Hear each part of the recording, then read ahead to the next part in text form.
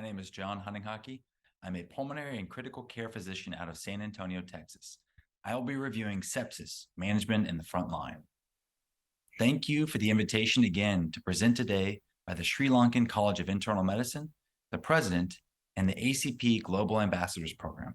I want to especially thank you all not only for listening, but for doing the hard work on the front lines with your patients. As a member of the U.S. military, my views do not reflect those of the U.S. government. I also have no disclosures. Here's a list of my learning objectives. There's a lot I'd like to discuss in the next 20 minutes, and then hopefully have about 5 or 10 minutes for a virtual question and answer session. I hope to introduce you all to more information that can be further explored and reviewed on your own time. My main objective is to provide important context for sepsis diagnosis and management based on the most recent guidelines from 2021, which were last updated in 2016.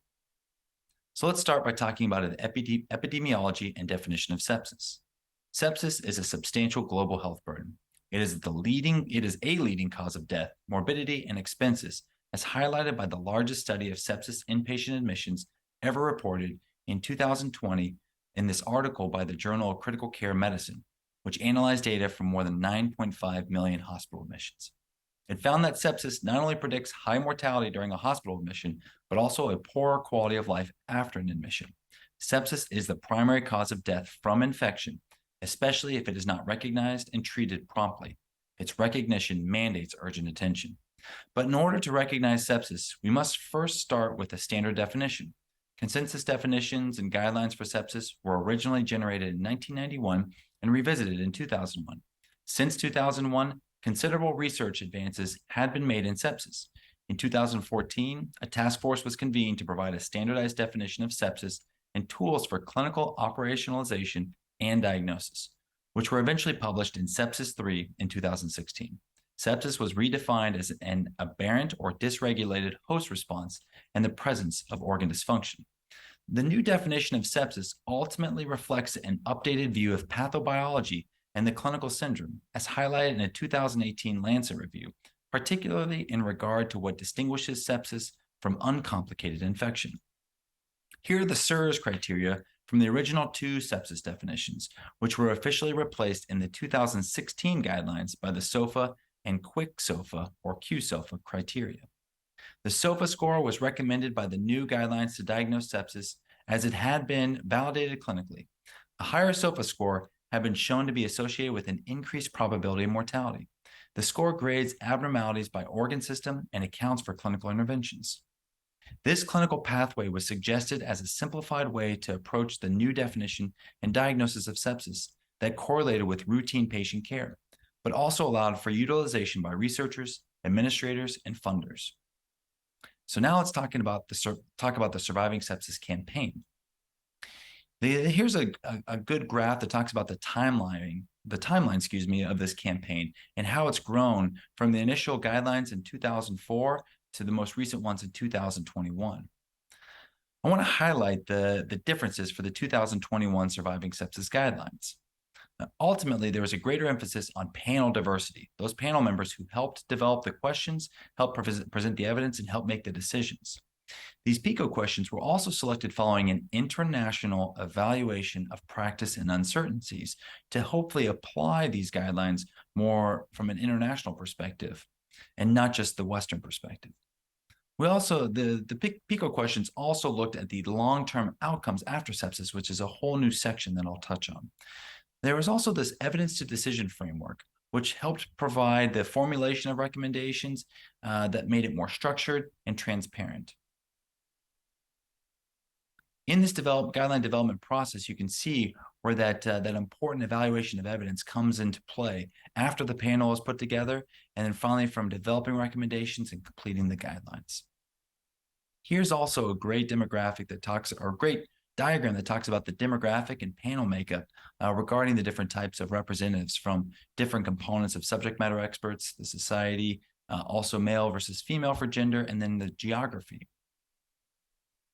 So what's new in the 2021 guidelines? So the Surviving Sepsis campaign was begun in 2002 to reduce mortality from sepsis through multiple initiatives. The cornerstone of the campaign has been the publication and subsequent implementation of these regularly updated evidence-based guidelines. that were first published in 2004 and most recently in 2016 until the 2021 guidelines. In the 2021 guidelines, there are 6 main sections that I'll touch on with a few particular topics that I'll highlight. Within each kind of topic, there are a lot more recommendations made, but with a total of 93 statements that have the basis of a PICO questions for population, intervention, comparison, and outcome.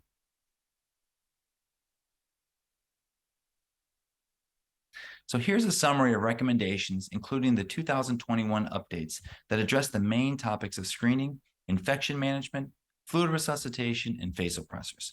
I'll touch on most of these topics, but here's kind of a good summary slide.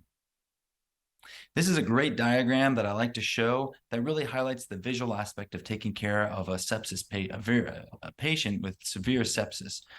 This is from the BMJ in 2016. And again, it's a great pictorial overview. So let's talk about sepsis screening and resuscitation. There is a moderate recommendation that against the use of Q-SOFA as compared to SIRS, NEWS, or MUSE as a single screening tool. So emphasis on single. Here's a good 2020 study out of critical care medicine that looked at SIRS, SOFA, and Q-SOFA scores on presentation and then subsequent outcomes. They found that Q-SOFA or SIRS alone will delay antibiotic administration. Therefore, a combination of SIRS and SOFA was found to enhance timely identification of sepsis. So what is the best tool to recognize sepsis early to initiate management? Well, this chart summarizes the evidence behind the different scores and compares the trade-offs. Many hospitals use the MUSE or NEWS because they are the most accurate scores that we have commercially available. However, recognize that computerized algorithms with machine learning are highly accurate models for identifying patients with sepsis, but not widely available. So what do we do in the initial resuscitation of a patient? First and foremost, recognize that it is a medical emergency. The 1-hour bundles have really emphasized the important actions that should be taken in that first 60 minutes. Next, the initial fluid bolus was previously recommended in 2016 for 30 milliliters per kilogram of IV crystalloid fluid, but that has been downgraded to now just, quote, suggest that 30 milliliters per kilogram of IV crystalloid. There's really kind of it's now a weak recommendation based on a recent PRISM trial and meta-analysis showing that there really were no significant outcome differences about automatically giving every patient that amount. Also, the resuscitation goal is to improve perfusion. We now recognize, and the surviving sepsis guidelines suggest that you should use a decrease in serum lactate or capillary refill time as your markers for targets of resuscitation. So here's again another pictorial overview about the 1-hour bundle and the fact that it is a medical emergency. It highlights the key steps that should be taken during this process. So in regards to the use of capillary refill, this was a good trial that was published in JAMA in 2019 called the Andromeda Shock Trial. The authors compared the effect of capillary refill times versus lactate to guide resuscitation for patients with septic shock. While they found that a peripheral perfusion targets resuscitation strategy did not result in improved mortality, there was a signal towards benefit as seen in the Kaplan-Meier curve. Ultimately, the main takeaway is that capillary refill may be non-inferior to lactate-guided resuscitation in these patients, which could have huge implications in hospitals that do not have lactate readily available. Additionally, here's a study from 2020 published in Chest that tested a clinical pathway for fluid responsiveness versus standard care, which is very relevant in determining what that initial fluid bolus should be in terms of the amount given at each time, and then further resuscitation afterwards. The clinical pathway utilized a passive leg raise and the SVV, or stroke volume variation, based off a non-invasive cardiac output monitor to determine whether more IV fluid or vasopressors should be utilized. Ultimately, it had positive outcomes that supported this clinical pathway, especially with regards to a decreased fluid balance. However, one big concern is funding by the maker of the Nikon that was utilized. Next, let's talk about infection. So this is a big change in the 2021 guidelines, where they talk about how to determine what the time frame for administration of antibiotics should be. First, it's recommended to do a rapid assessment with history, clinical exam, tests, and then immediate treatment for sepsis mimickers. This is going to help determine a risk stratification for antimicrobial timing. A key feature is that if shock is present, there is a strong quality of evidence that antibiotics should be given within 1 hour if you suspect sepsis or sepsis is possible. Now, if there's definite or probable sepsis without shock, there is still strong quality of evidence to do antibiotics within an hour. Now, the key recommendation that's new is the fact that if there's possible sepsis without shock, then there is a weak quality of evidence that 3 hours is appropriate for antibiotic administration. This will allow timing to determine if this is sepsis or if this is some other mimicker that does not necessarily need antibiotics in our era of antimicrobial antibiotic stewardship. So now, after initiation of antibiotics, if you do have an unconfirmed infection, it is recommended to continuously reevaluate and search for that alternative diagnosis. And if none is found, to discontinue antibiotics, or if there's an alternative diagnosis. And I'll talk more about timing later. Next, let's talk about hemodynamics in the 2021 Surviving Sepsis Guidelines. So what about the fluid amount? I talked a little bit about the initial amount, but let's talk about the type of fluid. The recommendation now is to use balanced crystalloids instead of normal saline. This is new, and it's based off 2 big trials called the SMART trial and the BASICS trial, where the SMART trial, there was a mortality benefit, but the BASICS trial did not necessarily show any mortality benefit, but no harm. Next is to determine whether you're going to give a restrictive or a liberal, or have a restrictive or liberal fluid strategy in those first 24 hours after that initial 30 cc's, 30 milliliters per kilogram of IV fluid. In the 2021 guidelines, there was insufficient evidence to recommend whether a restrictive or liberal fluid strategy should be done. However, I'll talk about 2 trials, the Clovers and the Classic trial, that ultimately showed no significant difference and could ultimately affect the guidelines in the future. So specifically, this is kind of a nice overview trial that talks about the comparison of all the different trials in regards to making a recommendation for a restrictive versus liberal fluid strategy in the first 24 hours. Again, additional IV fluid after those 30 milliliters per kilogram of fluid, which ends up being about 2 liters. And these are the 2 trials that we're looking at, Clovers and Classic. Ultimately, the Clovers trial that was discontinued early because they didn't find any significant benefit at a predetermined mark. But the Classic trial was the one that didn't find any benefit, but it did show that there was a pretty significant difference in the amount of fluid given in the restrictive versus the liberal, about 1.8 versus 3.8 liters in the first 24 hours, but that there was no mortality difference at 90 days. Next, I'm going to move on to vasopressors. Again, I'm a huge fan of diagrams, and this one I think helps highlight the strong evidence with 2 exclamation points versus the weak evidence, or weak recommendations, excuse me. The strong recommendations still remain to utilize norepinephrine as your first-line vasopressors in patients with septic shock on a vasopressor, or needing a vasopressor, and to target a mean arterial pressure, or MAP, of 65 millimeters per mercury. Now, there are weak recommendations to consider invasive arterial blood pressure monitoring, and then if there's a second-line pressor needed, to add vasopressin. I will highlight the use of peripheral administration of vasopressors in the next slide. And then finally, if cardiac dysfunction is determined based on bedside ultrasound or some other manner, dobutamine or epinephrine are kind of a good inotropic vasopressor to help out in those situations with a septic-induced cardiomyopathy. So peripheral vasopressors, this is a new one for 2021, and there's a suggestion with very low evidence, but good data to suggest that peripheral vasopressors are safe. In a 2019 systematic review of about almost 1,400 patients, it showed there was a extravasation in about 3% of patients with kind of a mean duration of infusion of about 22 hours of peripheral vasopressors.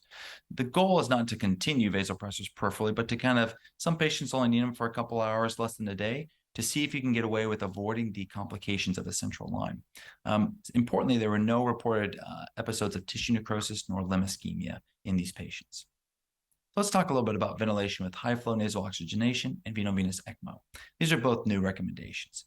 In sepsis-induced hypoxemic respiratory failure, high-flow nasal oxygenation is suggested over the use of non-invasive ventilation, like a bilevel or BiPAP, bilevel positive airway pressure, or CPAP. However, although this is a new recommendation, it has weak evidence with a low quality of evidence based on kind of one trial called the Florali trial. But I will say, if there is evidence of hypercapnia, the recommendation, although not official in these guidelines, or the clinical practice is still to use some type of non-invasive ventilation, not necessarily high flow. And in a patient with sepsis-induced severe ARDS, there is a suggestion in the 2021 guidelines to use veno-venous ECMO if there is true failure of conventional mechanical ventilation in a patient in an experienced center with the infrastructure in place to support veno-venous ECMO, and ultimately a lot of caveats with this. But it is a new recommendation. It's weak and based on a low quality of evidence, but one that is very relevant, especially after the past couple of years of the pandemic and the increased utilization of ECMO. So what about some additional therapies? Let's talk about corticosteroids and vitamin C. So there's moderate evidence for the suggested use of IV corticosteroids, which is a very big change compared to 2016, when the guidelines suggested against the use of IV corticosteroids unless septic shock patients were not able to be restored to hemodynamics stability. And then there's a suggestion of using intravenous hydrocortisone. For vitamin C, low quality of evidence, but there is a suggestion against the use of IV vitamin C, both of which, for steroids and IV vitamin C, I'll detail in the next few slides. So, corticosteroids, controversial. Multiple randomized controlled trials have investigated the potential role for steroid therapy in patients with septic shock, going back all the way to 2002. Most trials found a faster resolution of shock for patients, but there's no mortality benefit except for two trials in 2002 and 2018 that utilized fludrocortisone plus hydrocortisone. Recently, there was a meta-analysis, though, that confirmed a moderate benefit from hydrocortisone of 200 to 400 milligrams per day for 4 to 7 days in patients with septic shock. Here are the two landmark trials, though, that were published in 2018 in the New England Journal of Medicine. APROX randomized over 1,200 patients to IV hydrocortisone plus fludrocortisone, like I had mentioned, and that showed an absolute risk reduction of 6% in mortality at 90 days, with the number needed to treat of only 16. It also demonstrated faster reversal of shock and organ failure, which aligned with other trials. In the same edition of New England Journal of Medicine, the adrenal trial included 3,800 patients, and it demonstrated no difference in 90-day mortality when using hydrocortisone alone. So the takeaway is that hydrocortisone is beneficial, and there should be a consideration to use fludrocortisone too, although that's not official per the Surviving Sepsis 2021 guidelines. So what about the other adjunctive therapy, specifically IV vitamin C and even thiamine? Well, ever since Dr. Merrick's provocative study from 2017 that demonstrated a mortality benefit of 8% versus 40%, there has been a lot of interest in this area of IV vitamin C and other adjunctive therapies. Unfortunately, there have not been any studies that have found a similar effect on mortality like Dr. Merrick's, including a meta-analysis from 2019. In 2019, Dr. Fowler and colleagues did publish the Citrus ALI study in JAMA. It randomized patients with sepsis and ARDS to IV vitamin C or placebo, and it looked at changes in SOFA scores, inflammatory biomarkers, and vascular injury. High-dose IV vitamin C did not significantly reduce organ failure score, but it demonstrated a significant reduction in 28-day all-cause mortality that was considered, quote, exploratory, end quote, because it did not account for multiple comparisons. So in January of 2020, the Vitamins trial was published in JAMA, much looked to forward trial. It attempted to replicate Dr. Merrick's 2017 trial with IV vitamin C, hydrocortisone, and thiamine in the form of a multi-center randomized controlled trial. It did not find a mortality benefit nor more rapid resolution of septic shock compared with patients treated with hydrocortisone alone. So that brings us to the newest section of the Surviving Sepsis Guidelines in 2021, entitled Long-Term Outcomes and Goals of Care, which had 12 new recommendations and 20 in total. It really recognized that there's a burden of long-term morbidity and mortality stemming from sepsis. And the guidelines now include this section that's dedicated to the longer-term recovery. I want to highlight, to enhance recovery, the guidelines do recommend assessing for the physical, cognitive, and emotional problems after hospital discharge, which is worth considering in your institution if you feel like this is a burden that exists and should be addressed. All right, now to the conclusions. What are the takeaway points? So sepsis and septic shock are severe, overwhelming, heterogeneous reactions to infection that represent a significant global health burden with a high morbidity and mortality. Awareness, early recognition, and timely interventions in the form of standardized bundles do lower sepsis mortality. And the 2021 Surviving Sepsis Guidelines provide recommendations and best practice statements that reflect scientific evidence about the management of sepsis that optimizes outcomes. Here are a number of my references and those that I mentioned throughout the talk. And now it looks like the timing's been pretty good, so we're going to get to the question and answer. First question that was submitted to me was regarding sepsis identification. Are there any recommended computerized algorithms incorporating QSOFA/Muse to diagnose sepsis efficiently and quickly? Great question. The short answer is that most of these computerized algorithms tend to be proprietary to certain companies that have electronic medical records. So I do not know of any specifically that include computerized algorithms, but I'm hoping to learn more about some of these and hear that they're coming out and published in the literature. But at this point, a lot of them are proprietary to certain electronic medical records. In the initial resuscitation, what is the recommended crystalloid for initial resuscitation? Isotonic saline or balanced crystalloids? So per the Surviving Sepsis Guidelines and 2021 recommendations, balanced crystalloids are suggested. But I will highlight that there is some recent data that is still kind of bringing this question up about whether it has to be balanced crystalloids or whether isotonic saline is still just as good or not as harmful. And there might be a signal that they might still be somewhat equal, although I think there's still favors balanced crystalloids. Cost has kind of been brought up as an issue, but I think that's becoming less of an issue for certain balanced crystalloids. So that would be the recommended initial resuscitation if available. But don't not use an isotonic saline if that's all you have available. So empiric treatment. For patients with possible sepsis without shock, would you recommend antibiotic therapy? And what would be the timeline to de-escalate antibiotics? So in patients with possible sepsis without shock, antibiotic therapies are definitely recommended if indicated.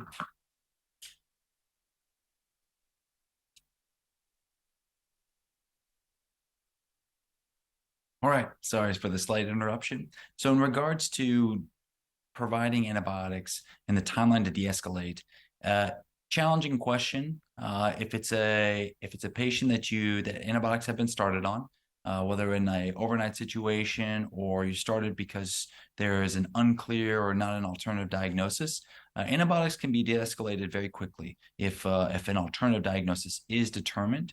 Alternatively, common practice tends to be waiting for cultures to come back, especially blood cultures, if those were drawn, to kind of give it 24 hours, or to give it 24 hours to see how a patient kind of either declares themselves as getting sicker or needing the antibiotics or not. Using other adjunctive measures, procalcitonin can still be beneficial. There are protocols over a number of days. But I think a key point is that antibiotics do not need to be continued just to continue them for a 3-day course or a 5-day course or a 7-day course. That is probably the wrong answer, just to say, well, we're going to do it just to do it. The Infectious Disease Society of America, the IDSA, does have put out some recommendations about being able to stop antibiotics when you feel like an alternative diagnosis has been established. So as you could probably tell, this is a tough question. It's not clear. It's all based on the clinical picture and kind of best judgment. But I think a key point is to not necessarily have to continue a course of antibiotics for 5 or 7 days just because you've already done 2 or 3 days. 2 or 3 days is generally okay. Again, we're trying to do our best with the antimicrobial stewardship without developing resistance too. If there is an infection that is determined or found, then it should be treated promptly. So last question is about hemodynamic support monitoring. So what is the preferred site for a peripheral line and vasopressor administration? Generally speaking, we want to have a larger gauge, larger bore peripheral IV, 18 gauge or larger. that's going to be in kind of a reliable vein. Generally speaking, the antecubital fossa is one that I see done regularly. These should not be IVs that are kind of in a patient's hand or in a flimsy spot. Midlines would be okay too if already inserted, but key thing is to use one that's reliable per the nurses or per yourself in your own evaluation to ensure that there is not extravasation. And if there is extravasation, probably discontinue the antibiotic, be watching out for it very closely, and treat it as indicated. Great follow-up question is, should the drug concentrations differ? I know that there are a number of hospitals that I currently work in and have worked in that do adjust the actual drug concentration.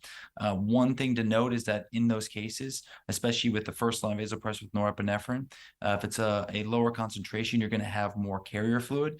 And so a patient might be getting a lot of additional fluid during that time, which can be okay. And it can be sometimes beneficial for patients, but just monitor for volume overload, especially if they have other medications that are going in that have carrier fluids, because you can quickly get a patient too much fluid in the attempts to try and kind of give them a lower concentration of a vasopressor. Well, on that note, thank you all so much for taking your time to listen to my presentation. Feel free to reach out to me personally at the email here. I hopefully look forward to coming back in the future, and you have a great rest